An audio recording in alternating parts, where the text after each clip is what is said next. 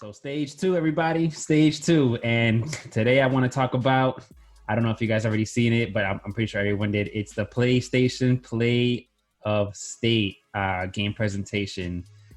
There was a lot of interesting games that they showed, and compared to Xbox, they actually did show actual gameplay to the majority of their stuff that's getting ready to come out, and they actually explained why they were doing it.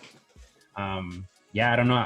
I know. Like, what do you guys? Like, honestly, there's a few games that kind of caught my eye, just like the Xbox presentation. To me, the biggest one that came out was actually Crash Bandicoot. They started off with their heavy hitter right there. There's a lot of stuff that got me excited for that one. But in your case, like, what do you guys feel about Dude, like, you guys think this is going to motivate you guys to get the game console even sooner from what you guys seen already? I mean, maybe. Go ahead, Chris. Super quick before, because now I am well read on a lot of these.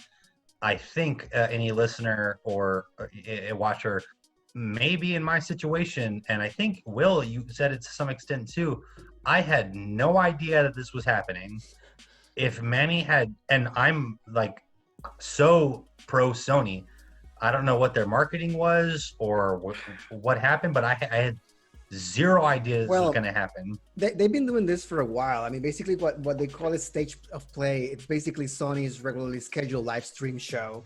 It's like a direct for them. The thing is that I believe because all of us came out from a recently PS5 presentation, we were like too much into the loop of what was next. And this also, I mean, Chris is right. This went over my radar. Manny told me about it. As soon as I saw it, this was actually live stream on August 6th. As soon as I saw it, I was like blown away. I said, "Wow, man! They're showing games. They're showing gameplay. This is crazy." I mean, finally, I'm looking at something new because I was so disappointed from the Xbox presentation. Like, so disappointed, man. I wanted more. I wanted to know more. I wanted what they were gonna, the games, what they were about, gameplay. Give me some information so I know if I'm interested or not. Thank God this one actually gave me a little bit of context, and there was some amazing games. And going back to Manny's topic, Crash Bandicoot looks amazing, man. I believe that the thing that I like the most is the fact that they're basically continuing from where they left off. The title is really clever. Cool. The title is really clever. It's like Crash Bandicoot, it's about time. Yeah. And the cool thing is that the gameplay goes around, circles around playing with time concept, like freezing time, moving objects, speed up time, things like that, which is really cool. It's really clever. And it's been 10 years, man. 10 years since the last Crash Bandicoot game. I mean, they did the remake, but this is the 10 years after the continuation. So I'm really excited for that game. Yeah, I'm kind of excited that they got the... You said you played the previous games, right, Chris? Yeah, I grew up playing Crash 1, 2, 3, Warped. Nitro Kart. Yeah, Warped, I think is that 3 or is that... Yeah, that's 3, I think. I think that is 3. This one is actually the continuation of Warped. Like I played Cortex Escape Crash Team Racing. Yeah, that was fun. I played. Yeah, I bought the remix or remaster. It was really cool. That's true. Yeah, CTR, Crash Team Racing. I'm excited. I'm very excited. I'm excited the same way that I was with Psychonauts, except for Crash is a much more recognizable character that everybody played. So that's and it's Sony exclusive, which is a big deal. Yep. Yeah. Another game platformers are kind of dead right now. So, dude, you can even play as like Dr. Neo Cortex. You can play as like Coco. You can even play as what's his face, Dingle Dial. That's the boss. Yeah, you can actually play with him too, man. I was like, get out of here, man. Like, you can play with so many characters, and like literally, I forget which game it was that you can like play with like custom skins. Like, not custom skins, but you can play with like different types of like outfits and stuff. This one here, don't they have like a Mario Party kind of game? I think so. It's like probably, man. Doesn't matter. I don't remember. No, but they like this one's not gonna be like a pay to play type crap. Like this one, you actually have to grind through the levels to search for all that stuff, and then you'll be able to actually like use them while you're still playing the game. Which that's what really got me excited, because I'm kind of sick and tired of these like, yeah, you want to play good or you want all these awesome stuff, like you gotta cough up that bread. But now the fact that they did it with this one like that, yeah, like I'm actually pretty excited, and I just want to play with the other characters. Like I just want to play with Dr. Cortex, man. That dude's like, aside from Crash, he's like probably my favorite character in the game, even though he's the villain. Yeah, man, can't wait for that one. So moving on, because there's a lot of games that we have to discuss in this presentation. And again, I'm excited. It's just so many. So the second one that caught my eye, I believe Manny is too. I believe Manny looked at it and said, Will's gonna like this. It's the Pathless. I don't know, man, because I believe my mind when I saw this was coming from Everwild, which is the new game from Rare. So this kind of have a similar vibe. You have this hunter, and she moves really fast through the world, and basically she's with her bow aiming to this type of targets, which speeds her up. It's a very it's an open world concept game, action adventure. There's some puzzling mechanics there. It looks really interesting, man, for PlayStation 5. Honestly, I believe the first thing that caught my attention was the graphics looks good, similar to something. And then I was talking to Chris, and Chris told me this is from the people that made Journey, right? Fucking masterpiece. Anybody that doesn't know about Journey, really quick, absolute masterpiece. I would say the game is 2 hours long. If you're listening or watching, you haven't played Journey, I mean, you can either get it mad cheap or free. This game is the reason that the first argument as to why video game is art. It is just a beautiful experience. Yeah, man. So I was excited. I said, "Hey, man, this is gonna be great because we're gonna have this game, and it looks fantastic. All that art style is gonna be in there. All that passion, all that love." I did dig the combat too. You saw the combat, Manny? Yes, it kind of reminded me of, you know what, dude? It all these games together, it kind of reminded me of Ghost of Tsushima in terms of like the way it's like a Japanese type vibe. Yeah. And it also has the it reminded me of Rhyme and Shadow of the Colossus together at the same time. Oh, like Shadow those. of the Colossus. Yeah, I had that. It was like a mesh of those. You're right. Yeah, it was all together, man. And especially that big boss fight that you were playing with that against that big creature. Like that's what reminded me of Shadow of the Colossus. And I'm like, dude, like that game got me interested. And then it's just like, like the gameplay, man. Like you actually gotta think. You got to hit these targets if you want to move like progressively quicker. And then you got like a companion that helps you. The eagle, like he's actually a big part of the game. Like you got to act like from what I was like looking at it, and the guy was explaining that you got to actually protect him from like the monsters that come at you, because like if you're further away from him, like you're really kind of like secluded, and you can't really like do things unless you're like with that eagle. Just like gameplay wise, like it kind of got to me, and even the colors too, man. Like it was just like it was like a fluid water color type thing. Like it was just floating in the ground, man. Yeah, it looks really smooth. It kind of like simmered me down a little bit when I was watching. And that's what I'm expecting of this next generation. Like I mean, graphics, I know they're gonna be there. The machines are powerful. I just want them to run smooth. Finally, 60 frames per second or higher every single time. Hey, I'm all for it, man. This company's also only released 3 games ever. Really? Yeah. So they did Flower. I mean, if they did anything, to the side, that was. Are they in the studio? Yeah. I mean, they're sort of known as, the people that made Journey. But a lot of people. So the first game they came out with was like testing their engine. It was called Flower. That one's beautiful. And then they came out with Journey, which. To those who know, I mean, it's a masterpiece. And then maybe 2-3 years ago, they did a game called Abzu, where the underwater one. I think you're just underwater. Yeah. I mean, every single one I don't know. It feels like it doesn't feel like other video games. And the fact that they're launching this is I don't know if this is PS5 exclusive or they announced it as PS5. Yeah, they announced it as PS5. So that means, I'm not know if they're gonna make like a port for PS4, but as far as I'm concerned, they announced it as PS5. Well, Journey and Flower and Abzu are all Sony exclusives too. So I don't know what that check looks like. I believe most of those. Those games that they show, most of them. I don't know if all of them, but most of them were. I believe were exclusive, right? Yeah. From the ones that I looked up before this, all but one that I saw. Yeah. Another game that caught my attention, and again, if you guys have anything to add at it, I'm just moving forward because we got a lot of games to discuss. But Genshin Impact. You guys saw about that? What do you got to say about that game, Chris? That one was my favorite out of everything, which is surprising because I masturbate to Journey. Like I'm so excited for that new project, but this game looks. Listen. Yeah, we're like 15 minutes in. It's fine. It's Seven deadly amazing. sins. It looks amazing. It looks so good. It like to me. I don't know if you guys have played like the Tales of Symphonia or I seen it, man. I heard it, but I haven't played it. So guide me through it. What do you okay, see? so like a Ni no Kuni or like any sort of like a anime world where the whole game is a next generation anime world that you're existing in. Mm-hmm. It looks like that. And a very popular thing that I've seen it is referencing Breath of the Wild, which is a very seldom given for my rating 10 out of 10. It seems sort of Breath of the Wildy, open world. It seems like action RPG. I think that question is left to be answered. Yeah. And it's co-op and it's cross-platform.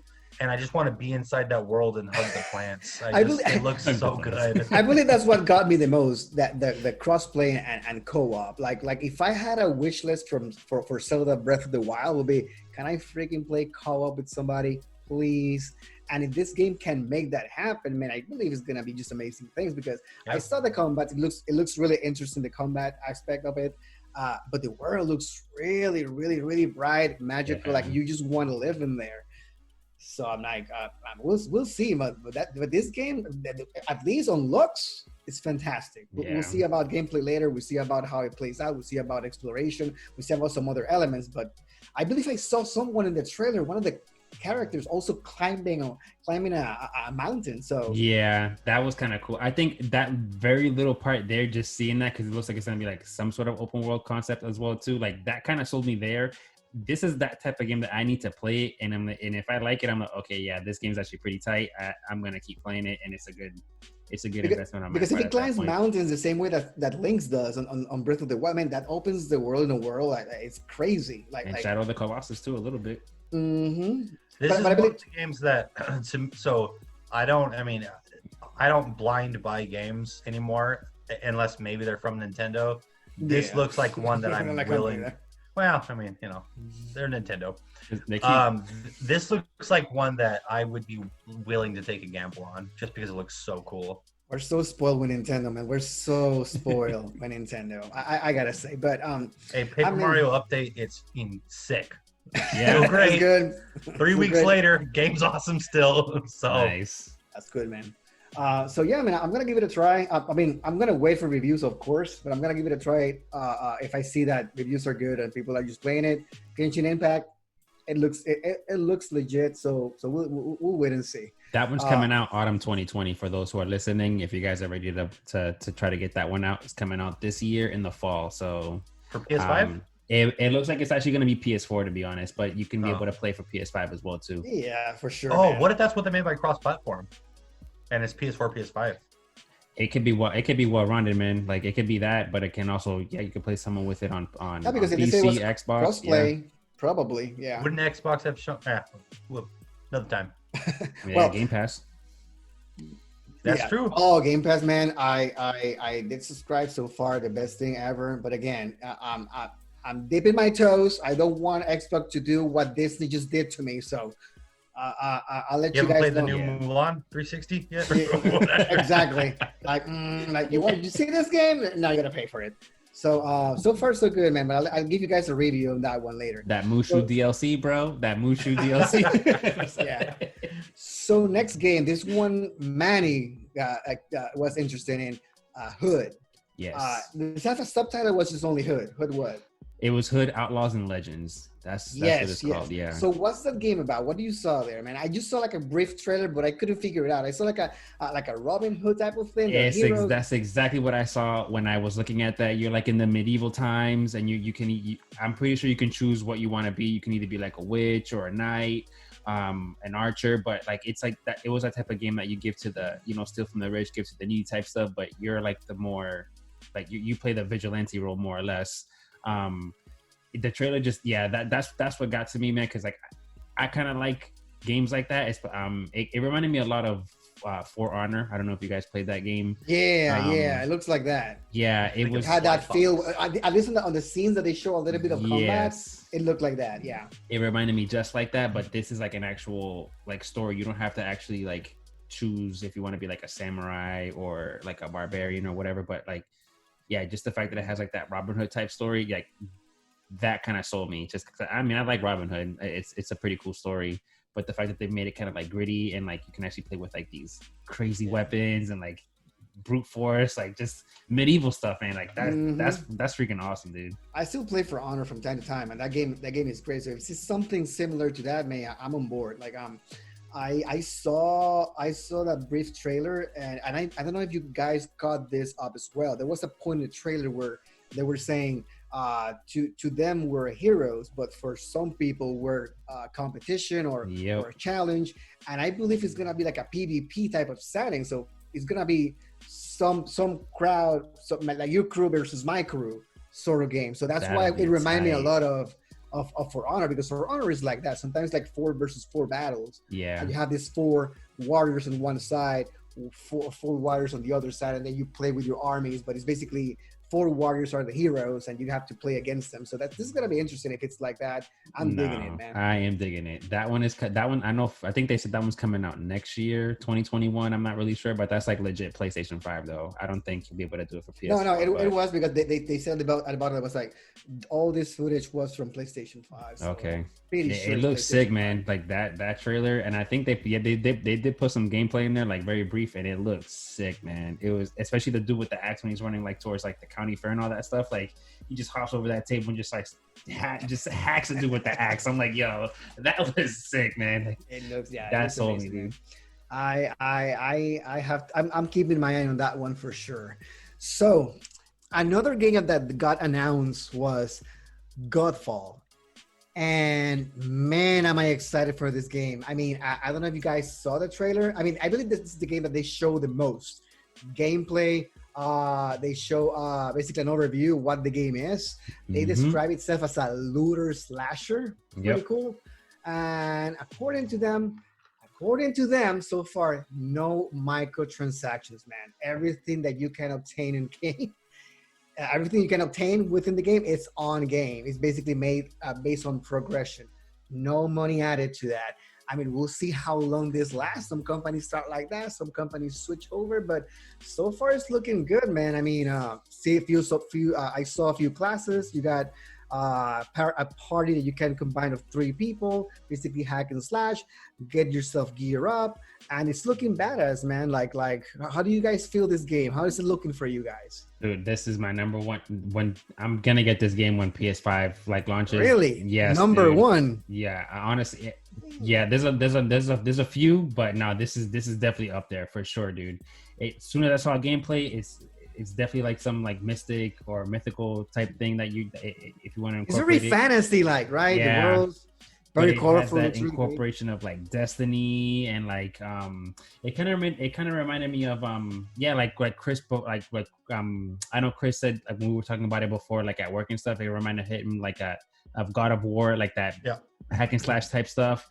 And then dude, just mess around with that stuff. And then like Anthem, like that's what it reminded. Destiny and Anthem, it reminded me of that, because you can choose like what kind of trait you want to use, whether it's like, I think it's like witch or like a knight, or like it's something like that. And then you can choose like what you want, and then you can just build up from there in terms of like your armor, and then just the multiplayer co-op. That's actually what I'm really looking forward to. They show a variety of weapons, which looks really interesting to combine. I would like this game bringing a little bit of synergy within the classes. I just don't want it to be like a crazy hack and slash and everybody just basically hitting things like a piñata. You want maybe some type of gameplay cohesiveness within the characters. I wish they actually incorporate that to the game. I haven't seen any of that so far, but I wish that's something they have.